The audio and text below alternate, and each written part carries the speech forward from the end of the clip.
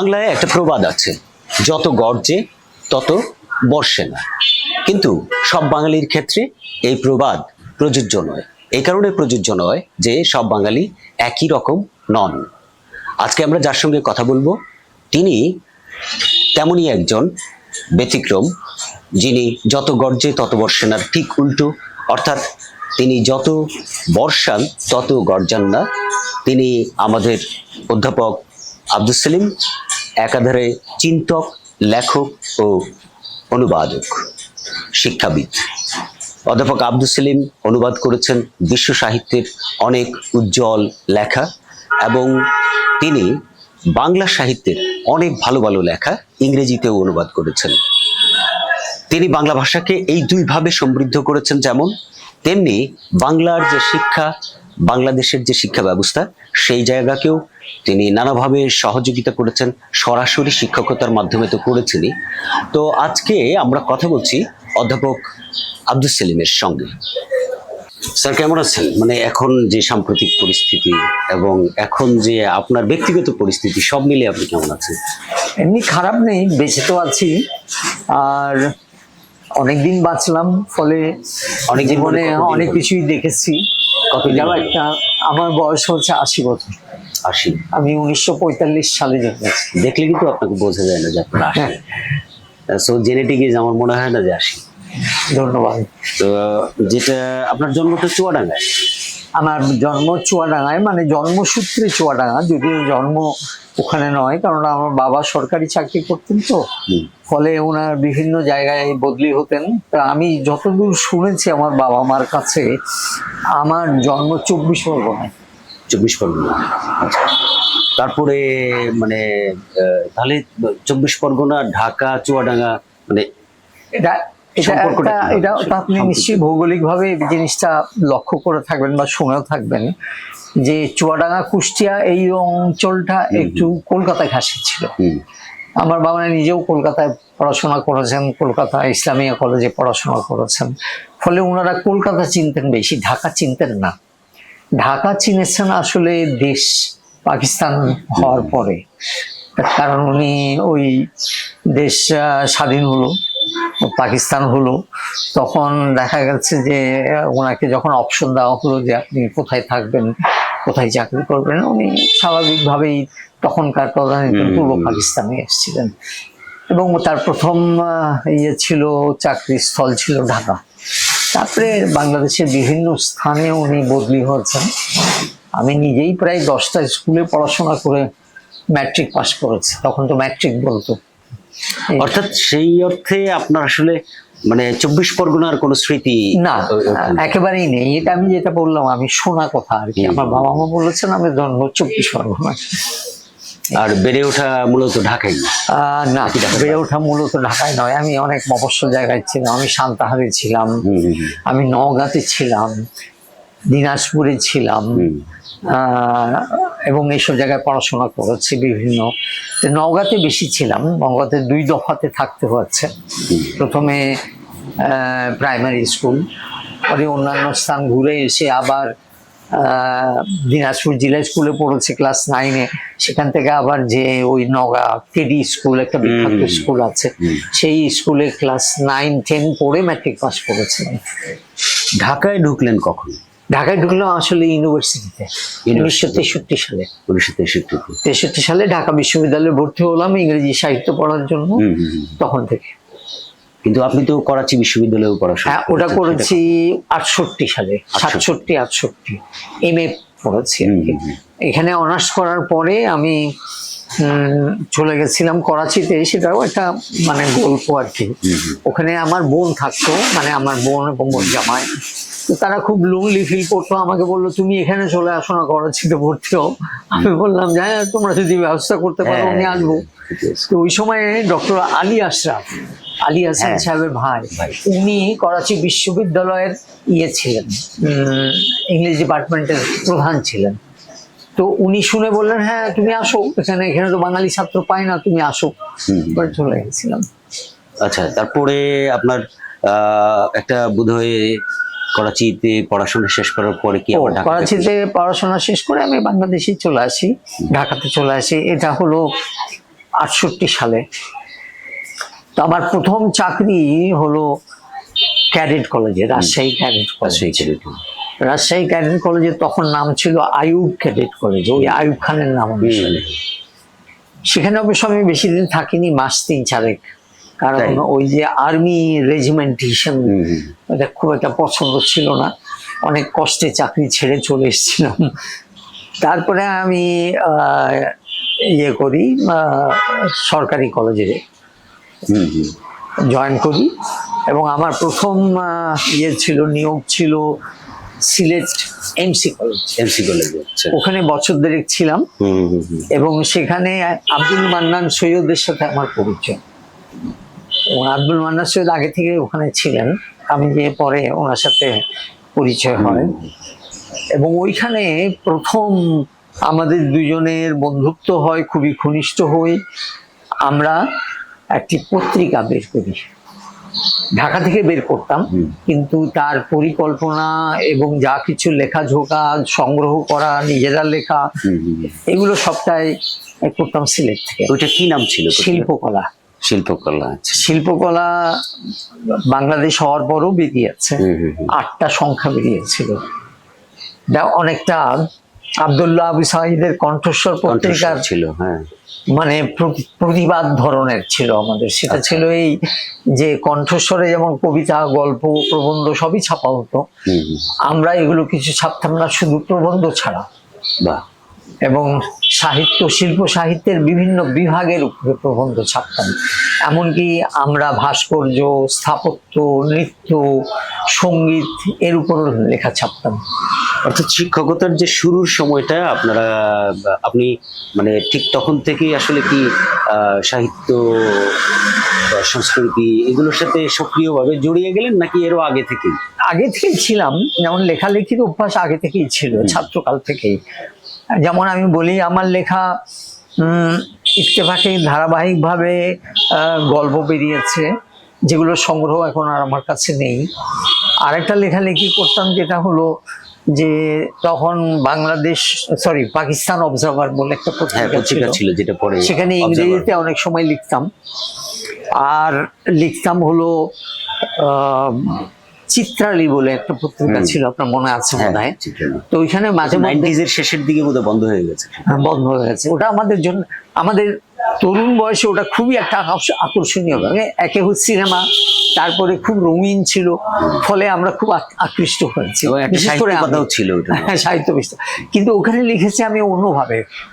অনেক সময় চলচ্চিত্রের সমালোচনা লিখেছি, যেমন আমার মনে আছে জহির রায়হানের বাহানা সিনেমা দেখে আমি এটার একটা সমালোচনা লিখেছিলাম। আর একটা লিখেছিলাম নদী ও নারী, সাদেক খানের, এবং এই দুটোই ছাপা হয়েছিল। আমি ভুল করেছি, এক্সেটার তো আসলে কোনো অসুবিধা নেই। 1975 সালে গেলাম, 75 সালে গেলাম। তার আগেই কিন্তু মোটামুটি সাহিত্যের সাথে জড়িয়ে গেছিলাম। ওই যে শিল্পকলা পত্রিকা বের করি, তখন প্রবন্ধ লেখা শুরু করলাম, অনুবাদ করা শুরু করলাম, এবং অনুবাদ করার পেছনের ইতিহাসটা কিন্তু আমার যে পুরোপুরি অনুবাদের দিকে ঝোঁকটা চলে গেল, ওটার কারণ শিল্পকলা। শিল্পকলাতে দেখা গেল যে আমরা যে বিভিন্ন প্রবন্ধ চাই বিভিন্ন শিল্প সাহিত্যের উপরে, এগুলো লেখার মতো লোক পাওয়া যাচ্ছে না। যেমন ভাস্কর্যের উপর লেখার লোক পাচ্ছি না, নৃত্যের উপরে লেখার লোক পাচ্ছি না, সঙ্গীতের উপরে লেখার লোক পাচ্ছি না।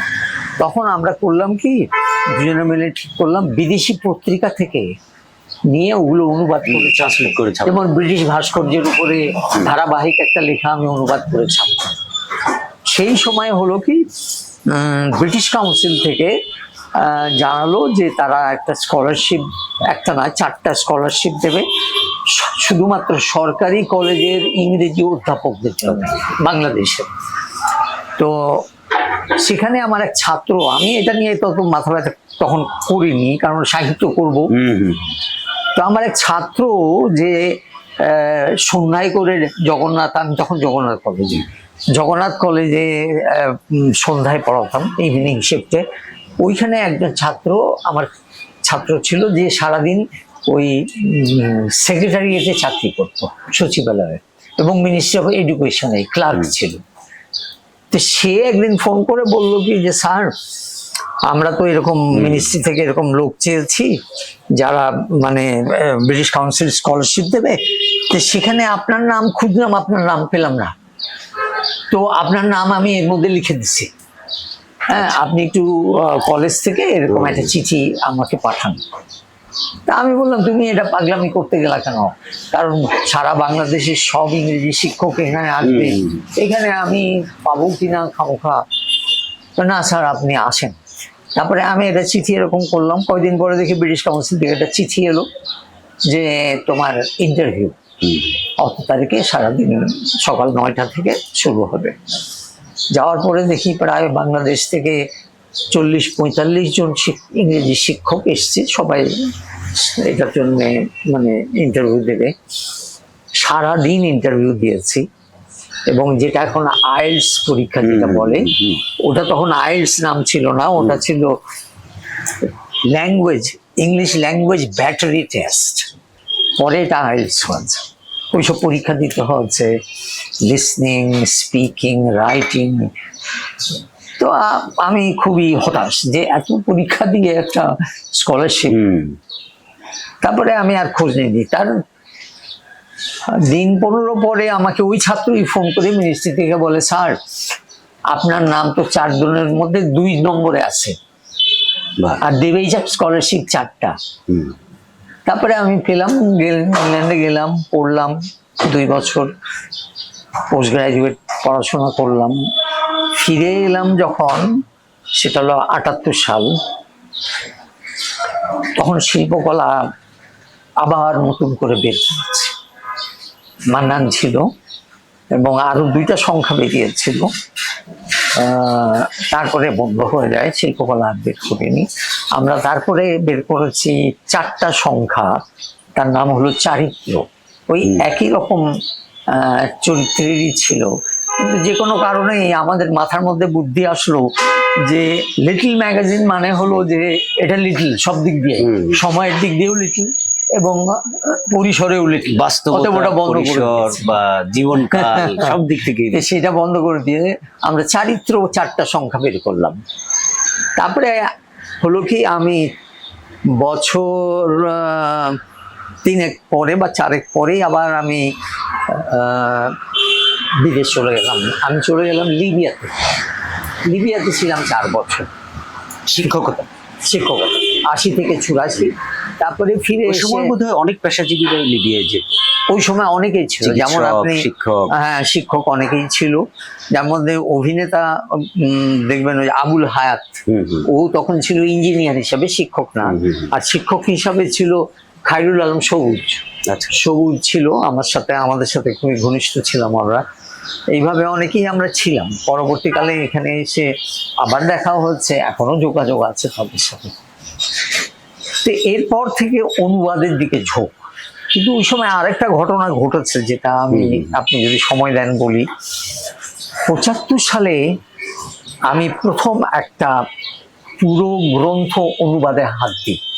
সেই গ্রন্থটা হলো বের্টুল্ট ব্রেস্টের লাইফ অফ গ্যালিলিও নাটকটা, এবং ওটা 75, 76, 77 3 বছর বিভিন্নভাবে কাজ করে ওটাকে শেষ করি। সময় লেগেছে অনেক আমার। তারপর ওটা বাংলা একাডেমিকে আমি দিয়েছিলাম রফিক আজাদের অনুরোধে। তখন ওই সবার সাথেই পরিচয় ছিল মান্নানের সৌজন্যে, সব কবিদের, ওই সময়কার সব কবিদের সাথে। রফিক আজাদ তখন বাংলা একাডেমিতে চাকরি করতো। আমাকে বললো, সবসময় বলতো, ওস্তাদ লেখা অনুবাদটা আমাকে দিয়ে যান, ওটা বাংলা একাডেমি থেকে ছাপবো। আমি বললাম ঠিক আছে, দিয়ে আমি তো ইংল্যান্ডে চলে গেলাম। 78 ফিরে এসে দেখি ওটা ছাপা হয়নি। তখন আমার খুব রাগ হয়েছে। আমি ওটা পাণ্ডুলিপিটা ফেরত নিয়ে তারপরে অন্য একজন প্রকাশে দিয়ে প্রকাশ করেছি চিটাগং থেকে। কিন্তু প্রকাশের পরপরই এটা মঞ্চে আসেনি, মঞ্চে এসছে অনেক পরে, 86 সালে। আচ্ছা, 86 সালে এর মধ্যে আমি লিবিয়া গেছি, এর মধ্যে আবার আমেরিকায় গেছি। তারপরে ফিরে আসার পরে জার্মান কালচারাল সেন্টার থেকে আমাকে বলা হলো যে তুমি একজন আমেরিকান ভদ্রলোক আছে যে বাংলা জানে, সে তোমার এই নাটকটা পড়ে খুবই ইমপ্রেস, সে তোমার এই নাটকটা করতে চায় এবং আমরা ফান্ড করবো। কিন্তু তার এই উদ্যোগ কাজে লাগেনি, কারণ বাংলাদেশে অনেক সমস্যা আছে, সেই সমস্যাগুলো আর বলছি না। তারপরে আমি উদ্যোগ নিলাম, বললাম জার্মান গার্লস যে তোমরা তো ফান্ড করতে রাজি ছিলা, তাহলে একটা নাটকের দলকে এটা দাও, কারণ অনেকগুলো নাটকের দল একসাথে আসলে যে সমস্যা হয় সেটা হবে না। তো বলে কোন দল? তাহলে তখন নাগরিক নাট্য সম্প্রদায়ের কথা বললাম। তোর বলে হ্যাঁ আমরা রাজি আছি। তারপরে আমি আতাউর রহমান, আলী জাকের এদের সাথে কথা বললাম, ওরাও রাজি হলো। তারপরে 86 সালে নাটকটা, এখন 86 সালে ওই নাটকটা হওয়ার পরে এর সাফল্য আসলে শেষ পর্যন্ত আমাকে নাটক অনুবাদের দিকে নিয়ে গেল, এবং তারপর থেকে বিভিন্ন দল অনুবাদ নাটক চায়, এই দিতে দিতে দিয়েতে আজ পর্যন্ত প্রায় 35টা নাটক অনুবাদ করা হয়েছে। এইভাবে অনুবাদ এবং নাটকের প্রতি কিন্তু এর মধ্যে আমরা দেখছি যে আপনি ওই ইয়াতে ছিলেন, মানে যুক্তরাষ্ট্রে 2বার, তারপর যুক্তরাজ্যে 1বার, সেটাও পড়াশোনা লন্ডন বিশ্ব, সবই পড়াশোনা। এরপর লিবিয়ার কথা তো বললেন। তো এই যে মানে আমরা যারা বাইরে পড়াশোনা করতে যাই, তাদের পড়াশোনার চাপটা কিন্তু একটু অন্যরকম থাকে, অনেক বেশি, অনেক। একে তো একাডেমিক ধরনটা আলাদা হয়, সেটার জন্য একটা চাপ থাকে। আরেকটা ব্যাপার থাকে যেটা যে নিজের দেশ, নিজের অবস্থা ও অবস্থানের সাপেক্ষে যখন পড়াশোনা, তখন আমরা অনেক বেশি একটু রিল্যাক্স থাকি, যেটা ওইখানে গিয়ে হয় না। হয়তো সবকিছু নিজের মেনটেইন করে নিজের পড়াশোনাটা চালিয়ে নেওয়া একটু টাফ হয়ে যায়। তো ওই সময়গুলো মানে আপনার কেমন কেটেছে? বলি, প্রথমে খুবই খারাপ কেটেছে। খুবই খারাপ কেটেছে, কারণ আমাকে ওখানে যাওয়ার পরে ডরমিটরিতে থাকতে দিয়েছে। এখন আপনি জানেনই যে ব্রিটিশ খাবার পৃথিবীর সবচেয়ে বেস্বাদ খাবার, এবং আমাকে ডাইনিং রুমে খেতে হতো, এবং ডাইনিং রুমে কিছু যে ওদের খাওয়া কিছুই খেতে পারতাম না, কিছুই না, মানে এত বেস্বাদ খাবার। তো আমি খুবই দ্রুত অসুস্থ হয়ে গেলাম এবং আমি তখন খুব চিন্তায় পড়লাম যে কি করব। তো তখন আমি বিবাহিত, আমার মেয়েও হচ্ছে, বড় মেয়ে, তখন ওর বয়স বছর 2। তো আমার স্ত্রীকে লিখলাম তুমি এখানে চলে আসো। আমার স্ত্রী চাকরি করে হলো ডায়াবেটিক অ্যাসোসিয়েশন তখন। যাই হোক, রাজি করিয়ে ছুটি টুটি গ্রান করিয়ে নিয়ে আসলাম। তখন আমি ওই বাইরে একটা মাঝখানে একটা বিষয় জেনে রাখি, আপনার ছেলে মেয়ে কয়জন? আমার 2 মেয়ে। আচ্ছা, আমার 2 মেয়ে। ওই তো বড় মেয়েটা এখানে, পরে আমি যখন লিবিয়া গেলাম তখন আমার দ্বিতীয় মেয়ে হচ্ছিল। আচ্ছা, এই 2 মেয়ে। যাই হোক, তো ওই সময়ে এটা একটা বিরাট উদ্ধার, বাড়িতে রান্না করে বাঙালি খাওয়া। সত্যি কথা বলতে কি, ভাত ডাল খাওয়ার জন্যে আমি এমনই উদ্গ্রীব ছিলাম যে খালি খুঁজতাম এখানে কোথাও বাঙালি আছে কিনা। না, অনেকে তো নিজে রান্না বান্না শিখে নেয়।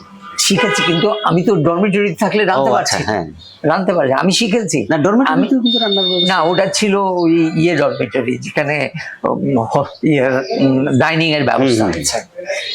তো রান্না শিখেছি আমি কিন্তু এখন ভালো রাঁধতে পারি, সবই ভালো রাঁধতে পারি। তো যেটা বলে নিই, এটা একটা মজার ঘটনা। ইতিমধ্যে কিন্তু আমি বেশ নাটক নিয়ে লেখালেখি করছি যদিও, কিন্তু ওই সময়ে আমি যে বললাম যে বাঙালি খাওয়া, ডাল ভাত খাওয়ার জন্য পাগল ছিলাম, বাঙালি খুঁজতাম। শাড়ি পরা কোনো মহিলা দেখলেই কথা বলতে যেতাম, দেখতাম যে এরা সাউথ ইন্ডিয়ান, বাঙালি খুঁজে পাইনি। তো হঠাৎ একদিন হচ্ছে কি, আমি লাইব্রেরিতে যাব কাজ করতে সন্ধ্যাতে, ওখানে একটা জিনিস যেটা এই দেশে আমি বহু চেষ্টা করেছি করার জন্য, যেমন নর্থ সাউথে বা সেন্ট্রাল উইমেন্সে বা ইউ ল্যাবে, যে বিশ্ববিদ্যালয়ের লাইব্রেরি সারা রাত দিন 7 দিন খোলা থাকা উচিত, যেটা আমাদের এখানে নাই। ওখানে কিন্তু তাই আছে, সারা রাত দিন যে কোনো সময় ছাত্রছাত্রী যেয়ে পড়াশোনা করতে পারে ওখানে। তো আমি সন্ধ্যার সময় যাচ্ছিলাম, একটা অ্যাসাইনমেন্ট আছে সেটা কাজ করার জন্য লাইব্রেরিতে।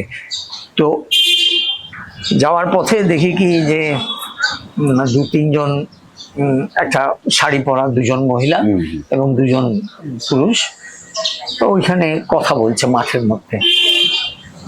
তা আমি যেহেতু আগের অভিজ্ঞতা যে শাড়ি পরা মানেই বাঙালি না, সেই জন্য আমি আর যাইনি, যে হতাশ হবো কেন। কিছুদূর যাওয়ার পরেই ওদের কথা কানে এলো, দেখলাম বাংলা ভাষায় কথা বলছে। আমি অ্যাবাউট টার্ন করে বললাম, আপনার বাঙালি? হ্যাঁ। বাংলাদেশ থেকে? হ্যাঁ, বাংলাদেশ থেকে। তারপরে আবিষ্কার করলাম তারা কারা।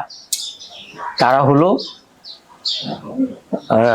লাকি ইনাম এবং লাকি ইনামের হাজবেন্ড ডক্টর ইনামুল হক, এবং লাকি ইনামের বোন এবং বোনের হাজবেন্ড। ওরা সবাই তখন ইংল্যান্ডে পিএইচডি করার জন্য এসছে। অর্থাৎ মানে তাদের চেহারা তো মানে নাটক বা অন্যান্য সূত্রে, থিয়েটারের সূত্রে পরিচিত হওয়ার কথা তখন। হ্যাঁ, নাকি তখনও তারা শুরু করেনি? না, আমি তখনও নাটকে মঞ্চে যাইনি, কারণ এটা আমি 76-77 সালের কথা বলছি।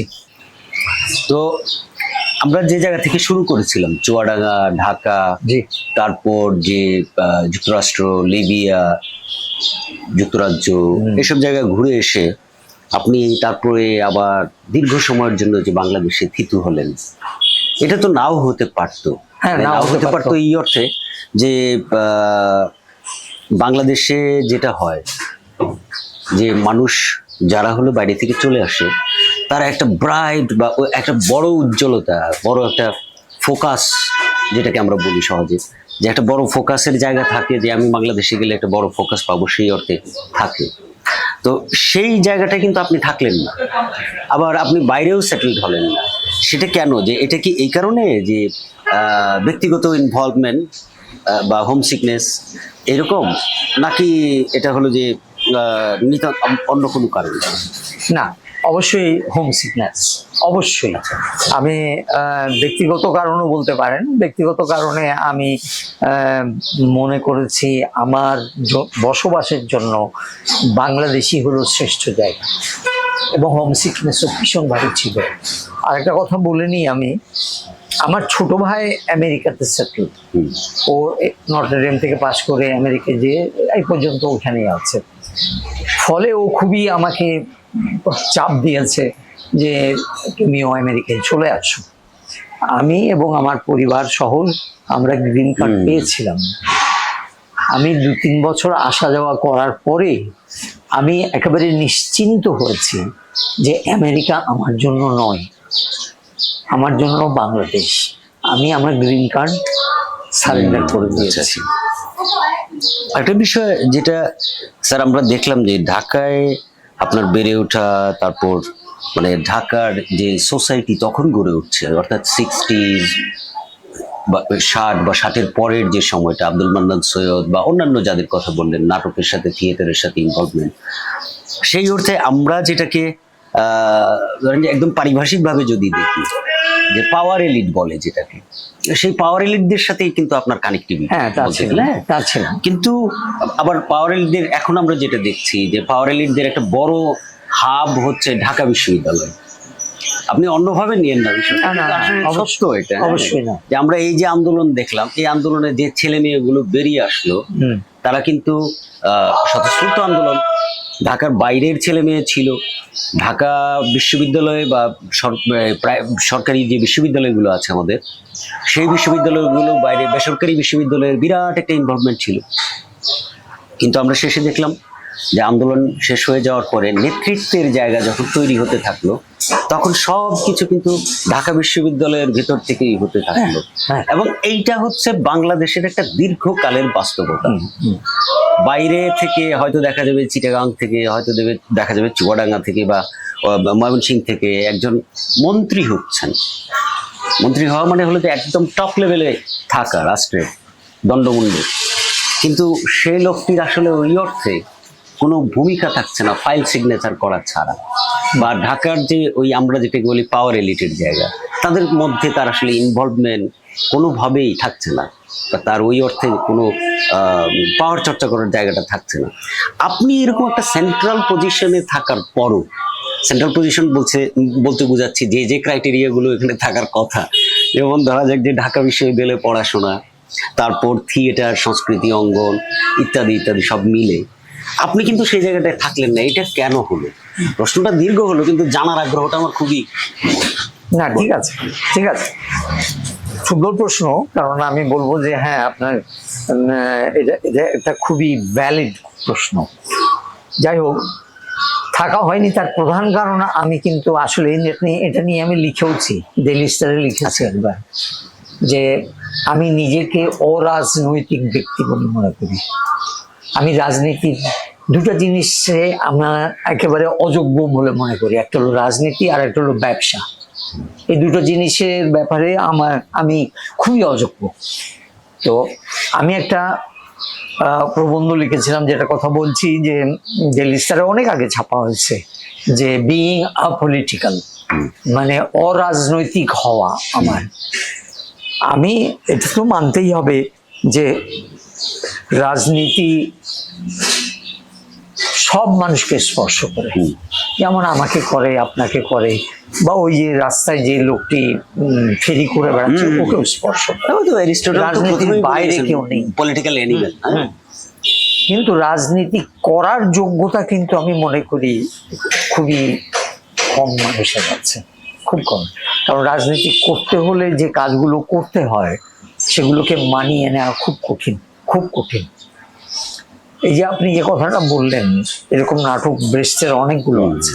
কারণ ব্রেস্ট তো খুব রাজনৈতিকভাবে সচেতন ব্যক্তি ছিল, যে রাজনৈতিক যে পট পরিবর্তন হয় সেখানে যারা আন্দোলন করে তারা আন্দোলনের পরে কি হয়, তারা সাইড লাইন হয়ে যায়, মূল আন্দোলনের বাইরে চলে যায় বিভিন্ন ভাবে। এক নম্বর, হয়তো ইচ্ছাকৃতভাবে মানুষ তাদেরকে সরিয়ে দেয়, কিংবা যে দু একজন আসে রাজনীতিতে কিংবা একেবারেই কেন্দ্রবিন্দুতে, তাদেরকেও দেখা যায় আস্তে আস্তে অচল করে দেওয়া হয়।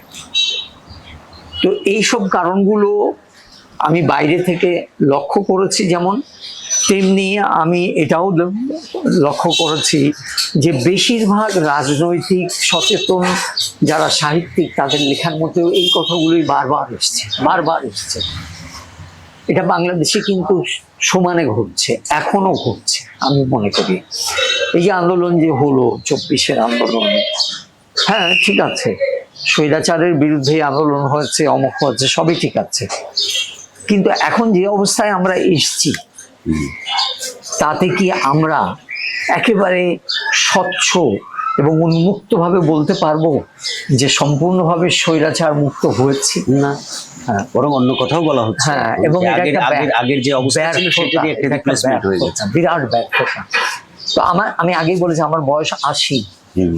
যদি আমার কাছে সত্যিই শুনতে চান, মুক্তিযুদ্ধে আমি ছিলাম, আমি ভারতে পালিয়ে যাইনি, আমি এদেশে থেকেই যারা ভারত থেকে তখন গেরিলা যুদ্ধের জন্য ট্রেন্ড হয়ে এসছে তাদেরকে সাহায্য করেছি, তাদের সাথে থেকেছি, তাদের চিকিৎসা, তাদের খাওয়া, তাদের স্থানান্তরের কাজ করেছি। হ্যাঁ, কিসের আশায়? স্বাধীন এমন একটা দেশ পাবো যেখানে সবাই সমান সুযোগ পাবে এবং যে যেরকম আছে সেরকম মূল্যায়ন হবে। তা হয়নি, যার কারণে 24-এর যখন আন্দোলন শুরু হয় তখন কিন্তু আমি ফেসবুকে ছিলাম, এখন নেই, সেখানে আমি এটা লিখেছিলাম যে আমার ভয় হয় এই আন্দোলনের বেহাত হওয়ার সম্ভাবনা আছে। এবং তারপরে অনেকের কাছে গালিগালাজ শুনেছি, তারপর থেকে আমি ফেসবুক থেকে সরে এসেছি এবং বলেছি, ভাই আমি রাজনীতি বুঝি না, অতএব আমাকে ক্ষমা করে দেন। না, কিন্তু আপনি যেটা বললেন যে আমরা তো আসলে ওই অর্থে আপলিটিক্যাল তো হতে পারি না বলতে বোঝাচ্ছি যে যেহেতু রাজনীতি আমাদেরকে নানাভাবেই হলো কি বলা যায় যে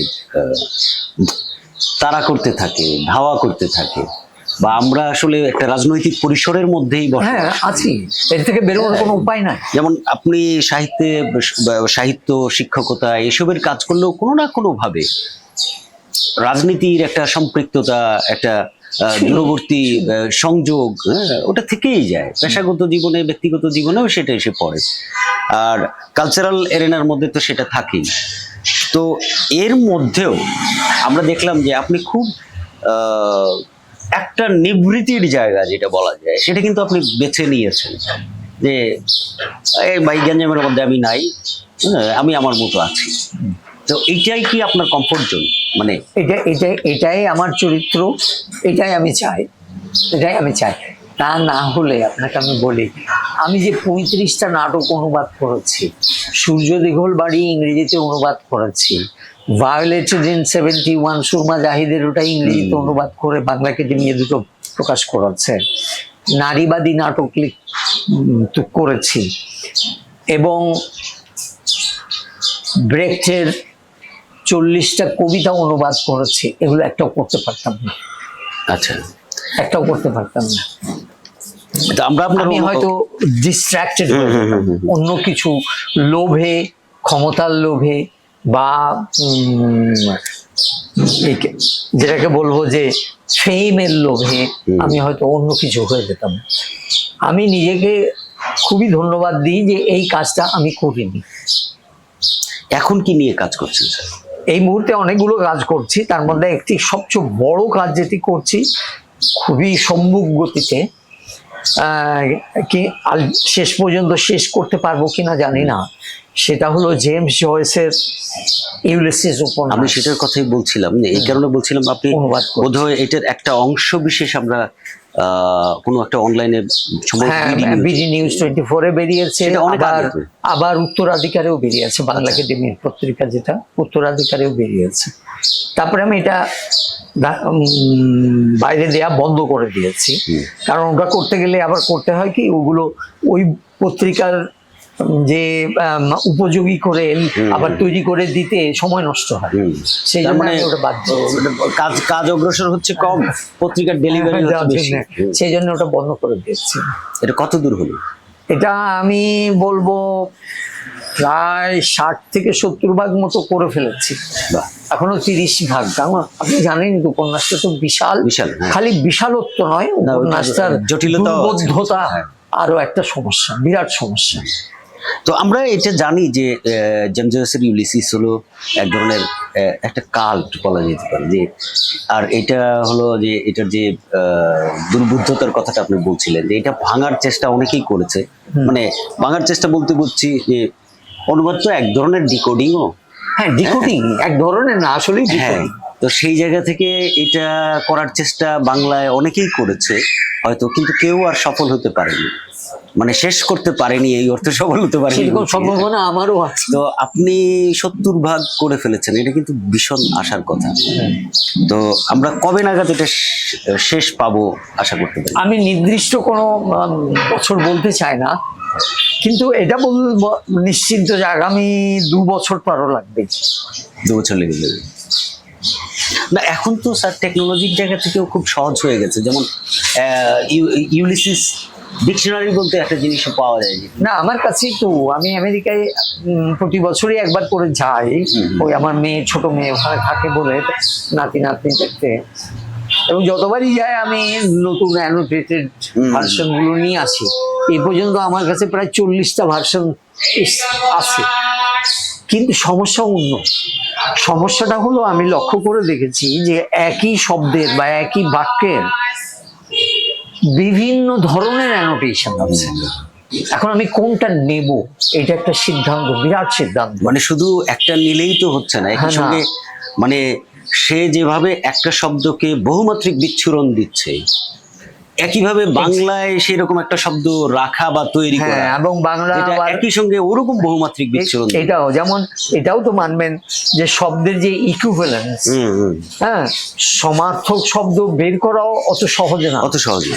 এটা ইংরেজিতে যা বলছে বাংলায় সমার্থক অনেক সময় পাওয়া যায় ডিকশনারিতে, কিন্তু আপনি যখন পুরো বাক্যটা পড়ছেন তখন মনে হচ্ছে না এইটা ওটার সাথে যায় না, তখন অন্য কিছু ভাবতে হয়।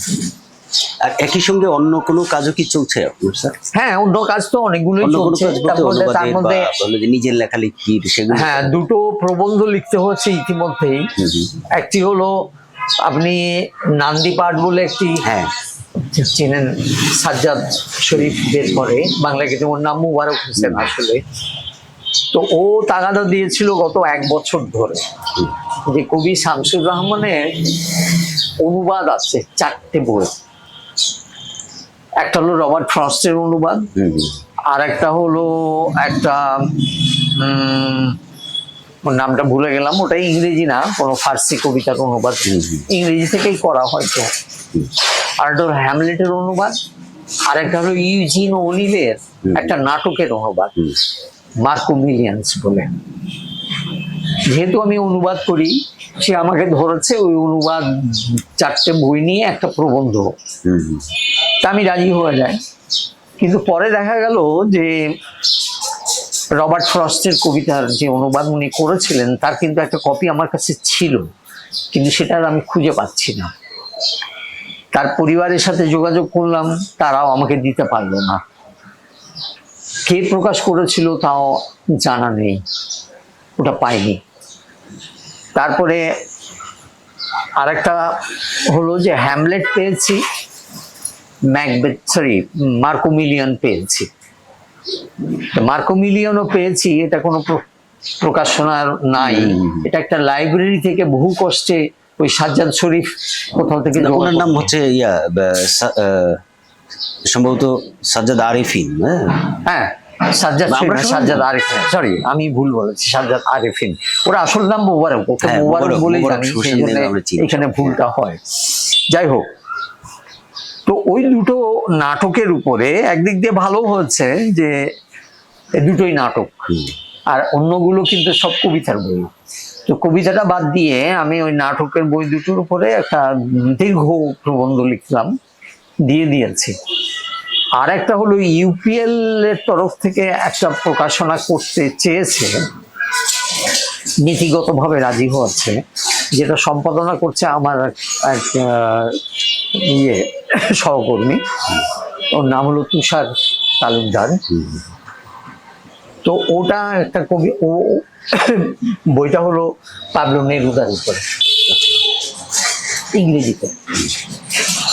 তো কবি জোর দিচ্ছিল একটা লেখা দেন, ওই লেখাটা লিখলাম আর কি, যে কেন পাবলো নেরুদা তৃতীয় বিশ্বের সবচেয়ে পপুলার এবং তার কবিতা সবচেয়ে বেশি অনুবাদ হয়েছে তৃতীয় বিশ্বে, ওই বিষয়টা নিয়ে। এই দুটো প্রবন্ধ লিখলাম। আর একটা ছোট্ট প্রবন্ধ লিখেছি কালিও কলমের অনুরূপে, সেটা হলো সৈয়দ মঞ্জুরুল ইসলামের উপরে, ছোট্ট, তেমন বেশ বড় না। আচ্ছা, এটা কি রিসেন্টলি যেটা?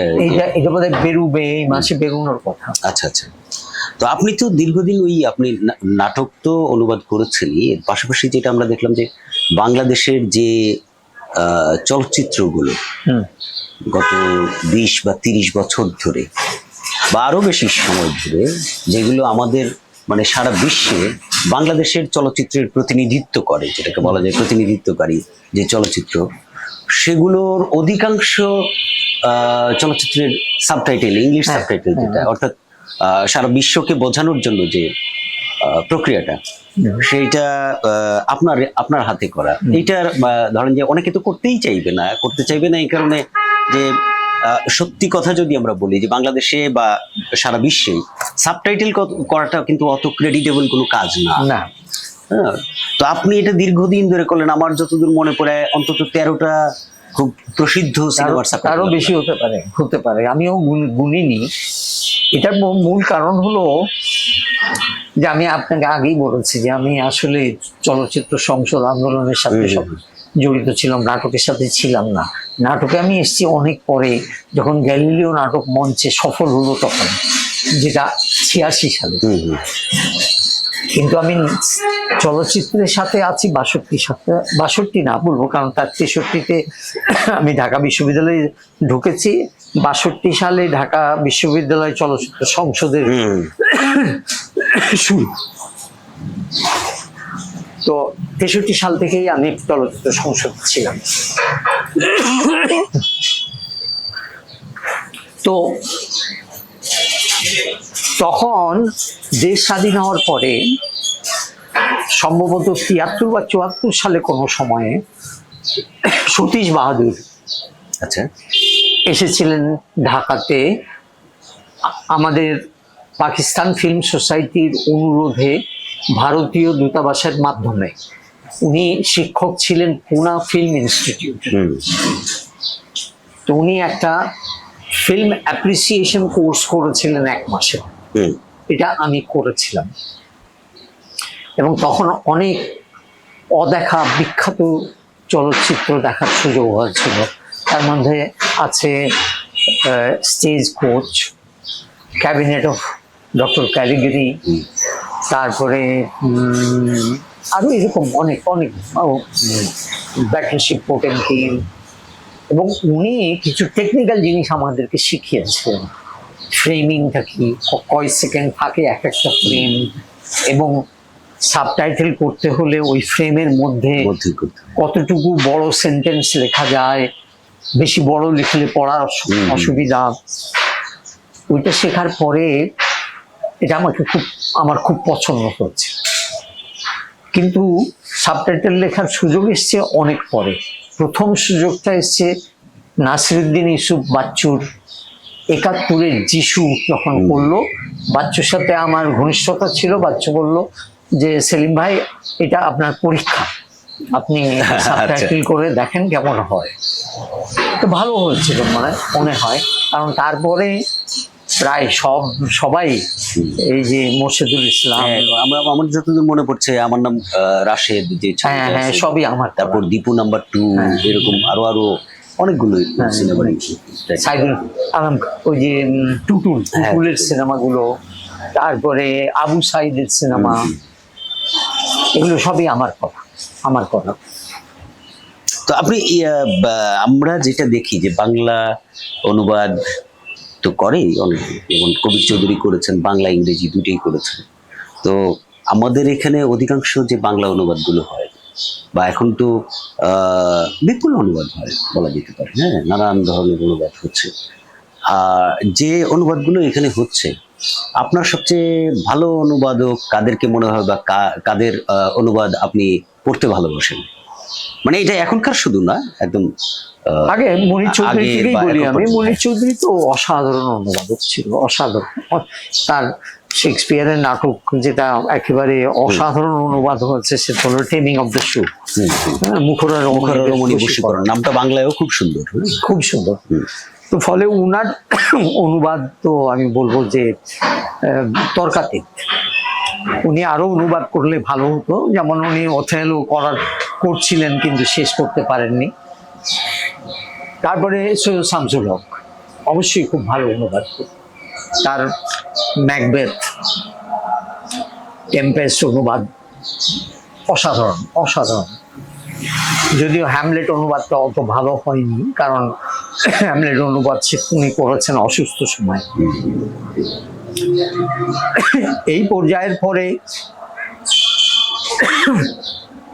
আমি দেখি যে অনুবাদ কবির চৌধুরী অনেক করেছেন।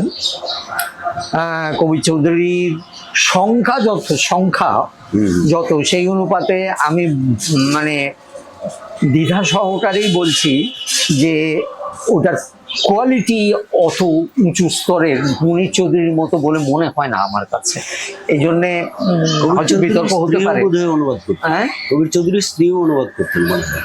কবির চৌধুরীর ওয়াইফ, হ্যাঁ, উনিও করেছেন। ওনারগুলো পড়েছেন আপনি? হ্যাঁ, ওনারগুলো পড়েছেন। ওনার স্ত্রীর অনুবাদ পড়িনি, কিন্তু কবির চৌধুরীর অনুবাদ আমাকে অনেকই পড়তে হয়েছে। তো এরকম ভাবে যে অনুবাদ করা হয়, এই অনুবাদগুলো কিন্তু আসলে ব্যক্তিক প্রচেষ্টায়, কোনো প্রাতিষ্ঠানিক কোনো উৎসাহে বা উদ্দীপনায় করা হয় না। আমার কোনো একটা ভালো লাগলো, আমিও তাই করি। তো সাম্প্রতিক যে অনুবাদগুলো অনুবাদকরা আছেন, তাদের মধ্যে আমি অবশ্যই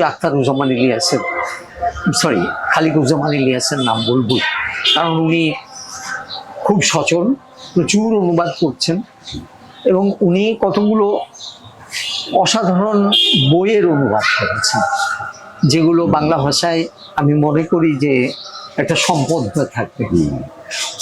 যেমন জোসেফ ক্যাম্বেলের বইটা মিথের শক্তি, হ্যাঁ, মিথের শক্তি, তারপর পেয়ারার সুবাস, হ্যাঁ, পেয়ারার সুবাস, লাস্টলি যেটা গোল্ডেন বাও, গোল্ডেন বাউ, এগুলো উনি করেছেন এবং অসাধারণ করেছেন, খুবই ভালো করেছেন, যেগুলো আমি মনে করি একাডেমিক্যালি খুবই দরকার ছিল।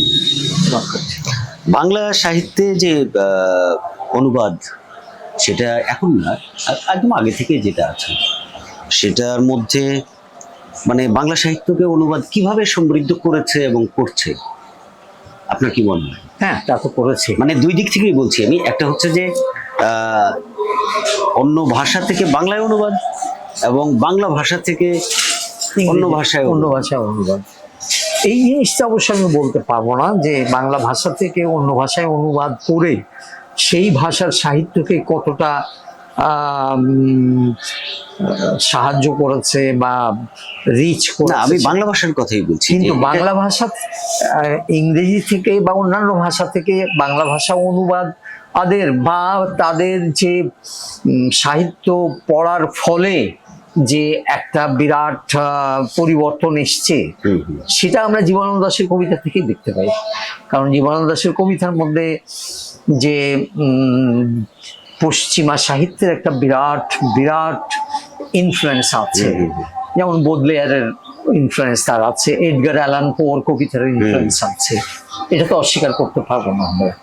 এছাড়াও মাইকেল মধুসূদন দত্তের সনেট লেখার অনুপ্রেরণা তো আসলে শেক্সপিয়ারের সনেট থেকে, এবং আয়াম্বিক পেন্টামিটারকে ব্ল্যাঙ্ক ভার্সে বা অমিত্রাক্ষর ছন্দ আবিষ্কার করা, এটা তো তারই কীর্তি, এবং এটা বলবো আমি ওই বিদেশি সাহিত্যেরই কারণেই হয়েছে।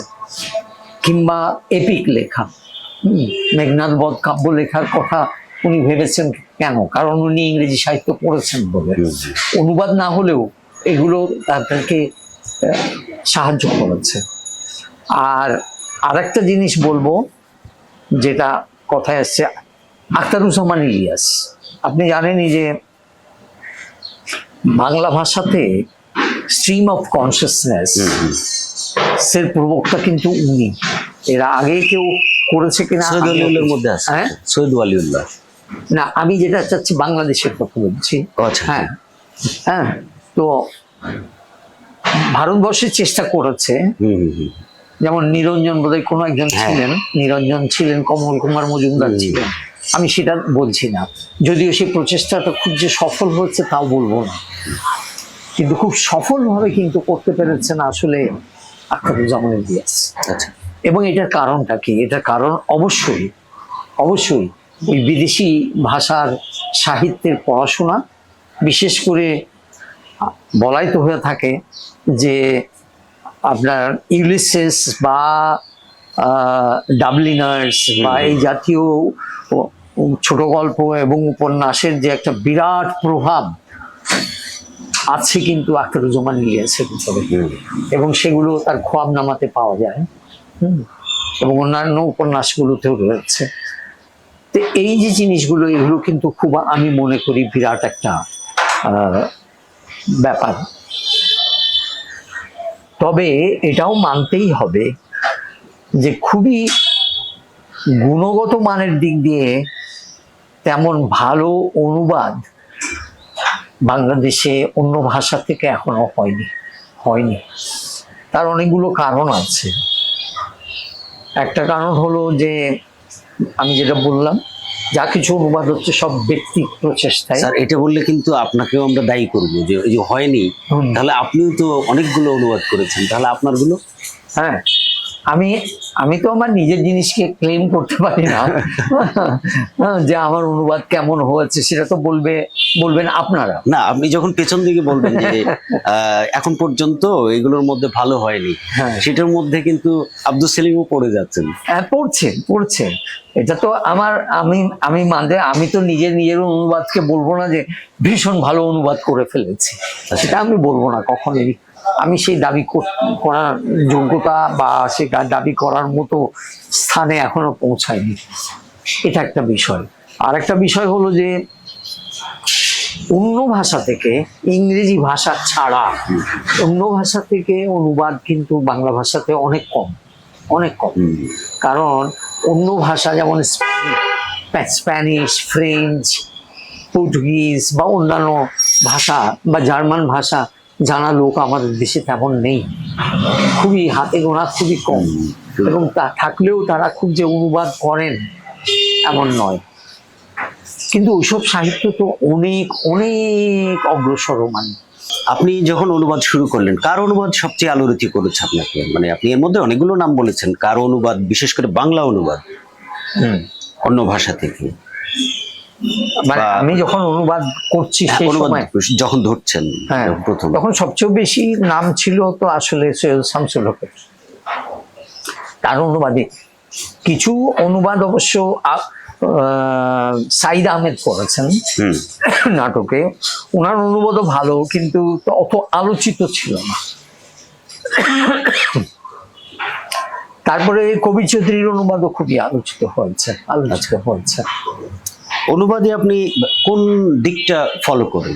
মানে অনুবাদের তো এখন মানে একাডেমিক্যালি অনেকগুলো ধরন, এগুলো আমাদের চেয়ে আপনারা ভালো জানেন। হ্যাঁ, তো আপনি কোন জায়গাটা ফলো করেন অনুবাদের ক্ষেত্রে, একটু যদি ব্যাখ্যা করেন। আমি ফলো করি অনুবাদের। সত্যি কথা বলতে কি, এটা নিয়ে আমি একটা লেখাও লিখেছি। পেন বলে একটা প্রতিষ্ঠান আছে, অনেক আগে আমার কাছে চেয়েছিল, সেই প্রতিষ্ঠানের জন্যও লিখেছিলাম।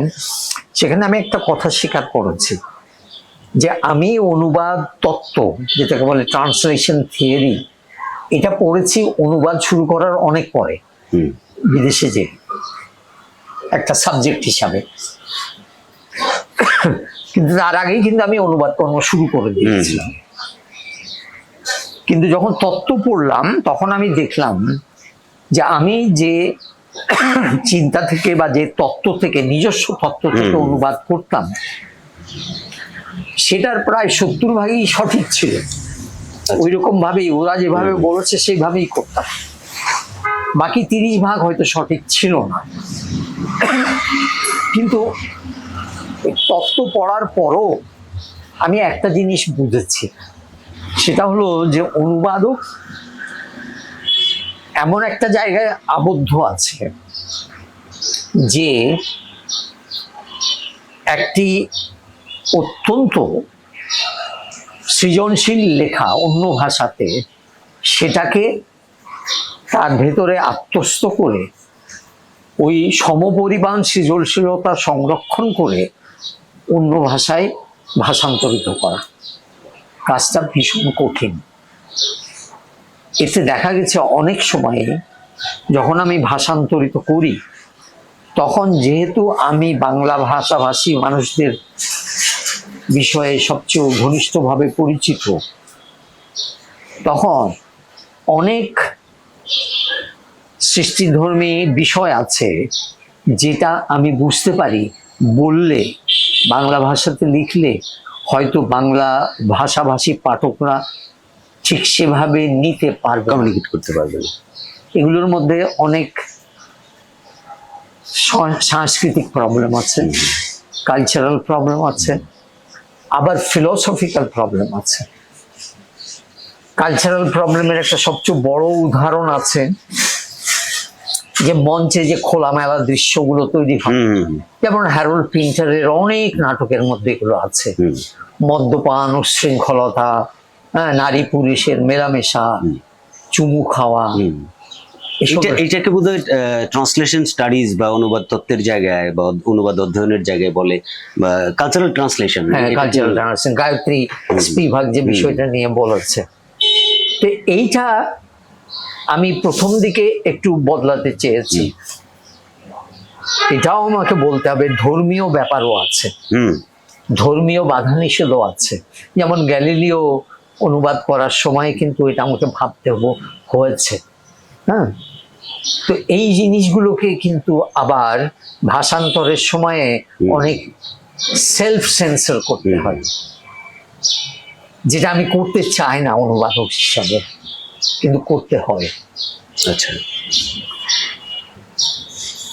তো আমাদের যে অনুবাদের জায়গাগুলো, সেগুলোতে সীমাবদ্ধতা তো কিছু আপনি বললেনই, যে এগুলো হলো যে একদম তাত্ত্বিক জায়গার সীমাবদ্ধতা, কিন্তু তাত্ত্বিক না, আমি অবকাঠামোগত সীমাবদ্ধতার জায়গাগুলো কি মনে হয় আপনার?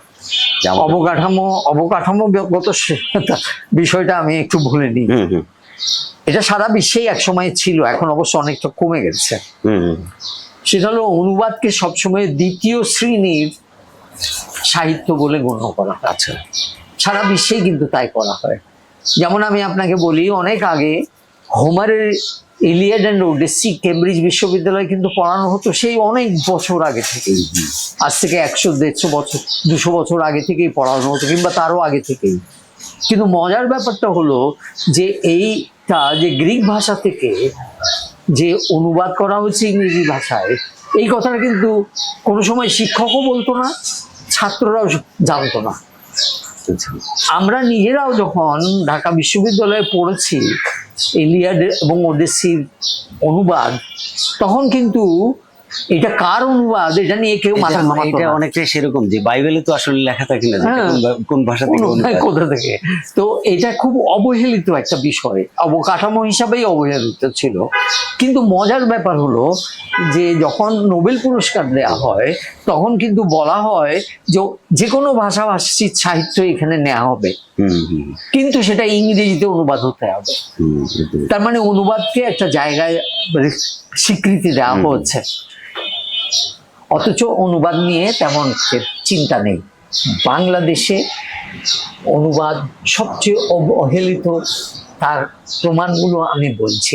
প্রথম, আপনি যে কোনো একটা কবিতার বই লিখতে পারেন, তার মান যাই হোক না কেন ছাপার জন্যে আপনি লোক পাবেন।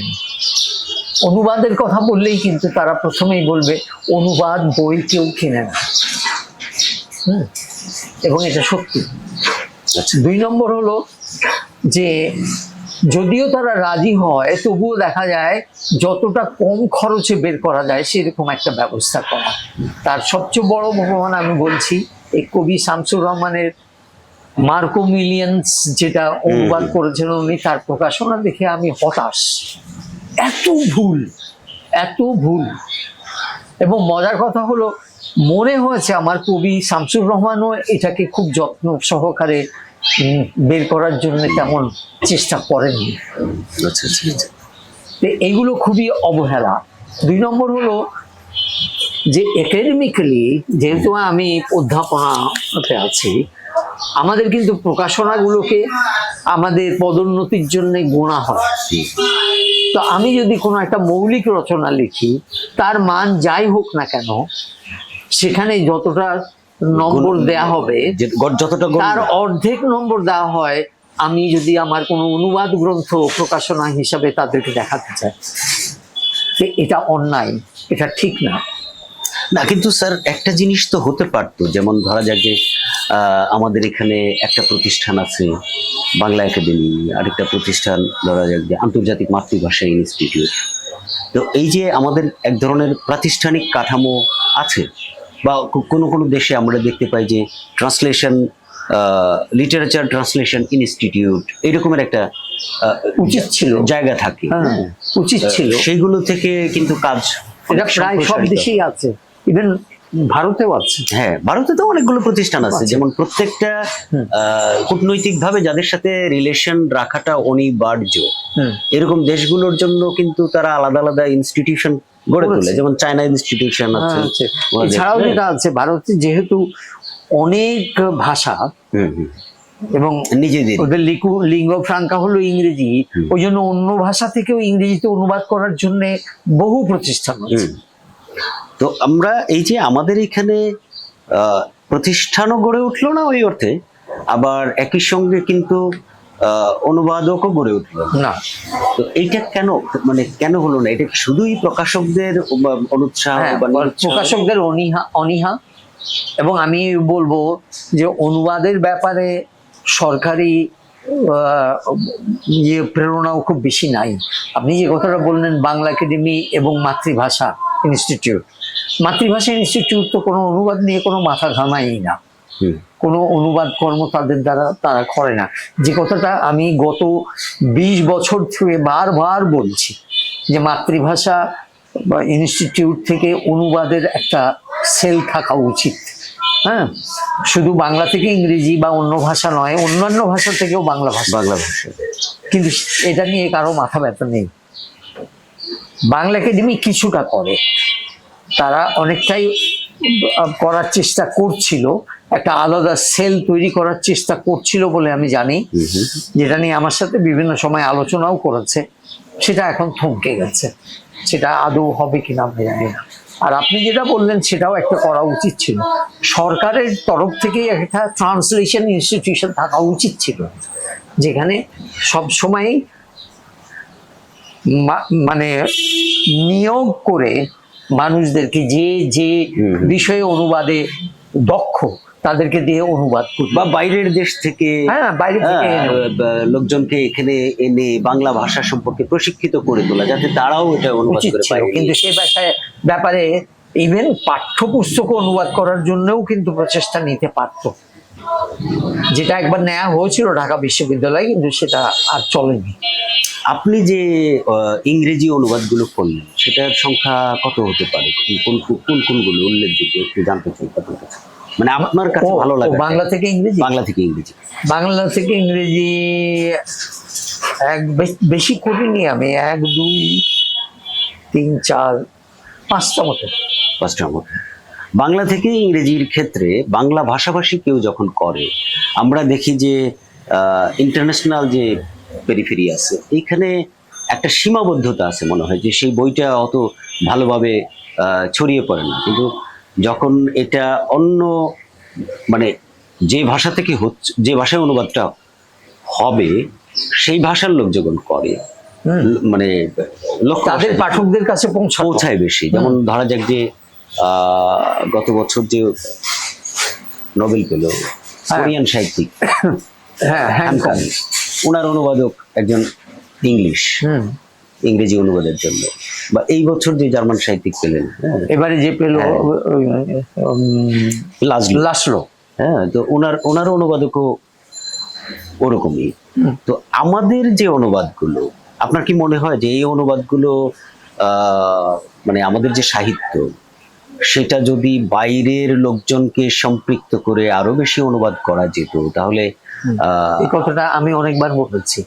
আমি এও বলেছি যখন সেল তৈরি করার কথা হচ্ছিল বাংলা একাডেমিতে, আমি এও বলেছি এই সেল তৈরি করার পরে আমরা যে কোনো সাহিত্য যদি ইংরেজি ভাষায় বা স্প্যানিশ ভাষায় অনুবাদ করার লোক পায়, করে দিল, বা আমি যদি ইংরেজিতে অনুবাদ করি, ওই পাণ্ডুলিপিটা কোনো একজন ইংরেজি ভাষাভাষী কাউকে দিয়ে পড়িয়ে নেওয়া উচিত, যে এটা সঠিক ইংরেজি বা আধুনিক ভাষা। তো সচল অনেক বদলে গেছে, তো আধুনিক ইংরেজি ভাষাভাষীরা যারা পাঠক আছে তারা এটাকে গ্রহণ করবে কিনা, যদি এর কিছু বদলানো দরকার থাকে যেন তারা সেইভাবে পরিমার্জন, এডিট, সম্পাদনা করে দেয়। তাদেরকে পয়সা দিয়ে আনলেই হয়, তা সেভাবে করলেই তো চলে। কিন্তু সেরকম কোনো উদ্যোগ এখনো পর্যন্ত বাংলাদেশ নেয়নি। আপনি তো শিক্ষা নিয়েও আপনার যে পড়াশোনার যে জায়গাটা, বিশেষ করে বাইরে যখন আপনি পড়াশোনা করতে যাচ্ছেন, তো তখন বোধহয় শিক্ষা নিয়ে আপনার একটা কোর্সও ছিল, বা আপনার লাস্ট যে masters, teaching of English the speakers of other languages বলা হয়। তো আমাদের এখানে তো ইংলিশ টিচিং এর একটা বিরাট পরিসর এখন তৈরি হয়ে গেছে, বলা যেতে পারে। ব্যবসা আছে আমাদের যে শিক্ষা পদ্ধতি আছে সেখানে 3 পদ্ধতির শিক্ষা আছে। আমরা একদম পরিষ্কার ভাবে যদি আলাদা করি, সহজ হবে, একটা হচ্ছে আরবি মিডিয়াম, আরেকটা হলো ইংলিশ মিডিয়াম, আর একটা বাংলা মিডিয়াম। এবং এখানে যদি আমরা এই শক্তির জায়গা থেকে দেখি, অবকাঠামোগত শক্তি, তত্ত্বগত শক্তি, সেটাতে ইংলিশ মিডিয়াম অনেক শক্তিশালী। তো আপনি তো ওই বিষয়টার উপরই আসলে পড়াশোনাটা করেছেন। তো আমাদের এখানে শিক্ষা ব্যবস্থা নিয়ে কি সংশোধন বা কি পরিশোধন দরকার বলে আপনার মনে হয়? আমি যেটা মনে করি যে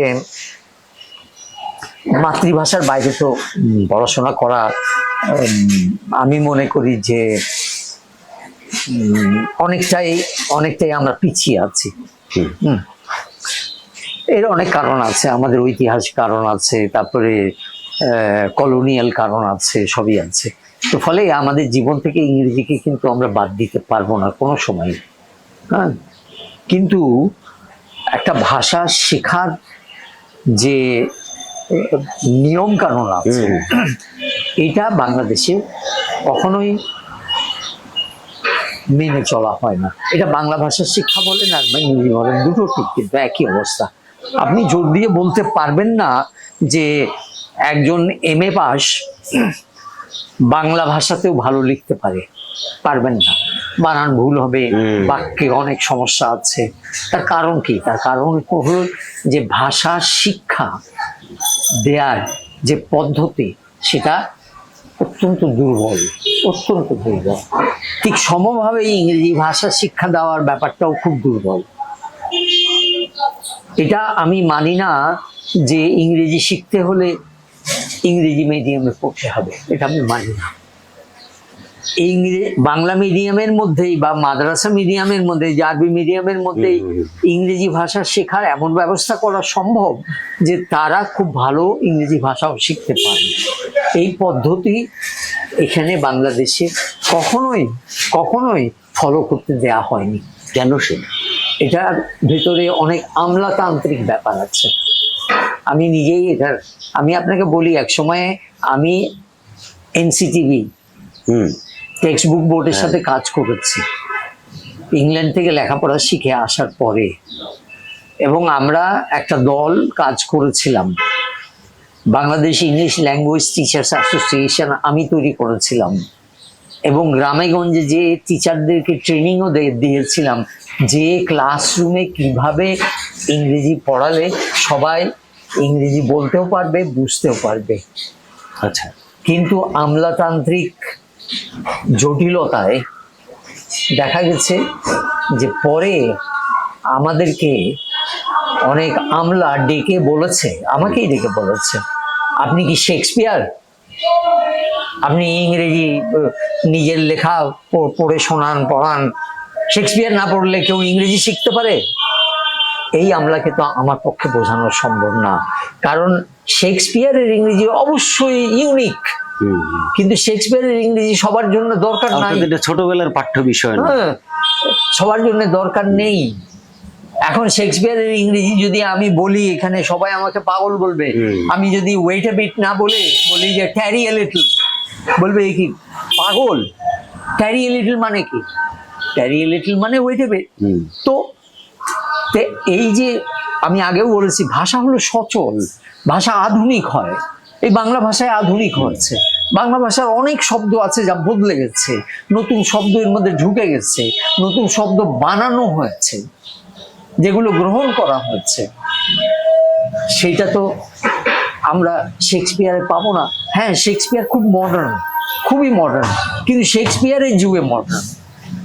অর্থাৎ আমি যেটা আপনার কথা বুঝতে পারলাম সেটা হচ্ছে যে আমাদের হলো এখন যে রকমের ভাষা ব্যবস্থাটা আছে, প্রচলিত ভাষা ভঙ্গি যেটা আছে, সেটা থেকে প্রাচীনের দিকে আমাদেরকে যেতে হবে। মানে শিক্ষা ব্যবস্থা এই পদ্ধতিটা রাখা দরকার। হ্যাঁ, আমরা বর্তমান থেকে, যদি সবার জন্য নয়, যদি যারা জানতে চায় যে আচ্ছা ভাষার ইতিহাসটা কি, প্রাচীনে কেমন ছিল, তারা জানবে। কিন্তু বর্তমানে যে ইংরেজি ভাষাটা, সেটা যেমন ক্লাসরুমে যেটা আমরা বারবার বলি, ইংরেজি ক্লাসে বেশিরভাগ সমস্যা যেটা হয় সেটা হলো আমরা 99% বাংলা বলি, বাংলা ইংরেজি মিশ্রিত কথা বলি, তাই না? 1% কোথায়? ওই ক্লাসরুমে, ইংরেজি ক্লাসরুমে শিক্ষক ইংরেজি মাঝে মধ্যে বলে এবং দু এক সময়ে ছাত্রদেরকে বাধ্য করে। এইটা বন্ধ করতে হবে। ক্লাসে যখন ইংরেজি ক্লাস, তখন সবাইকে 100% ইংরেজি বলতে হবে, শিক্ষককেও ছাত্রকেও। তাহলেই দেখবেন ওই ইংলিশ মিডিয়ামে পড়ার কোনো দরকার হবে না। অনেক ধন্যবাদ, আপনার অনেক সময় নিয়ে নিলাম আজকে। না, ঠিক আছে, এটা তো আমি কথা বলে অনেক কিছু জানতে পারলাম, অনেক ভালোও লাগলো আপনার সঙ্গ। অনেক ধন্যবাদ আপনাকে।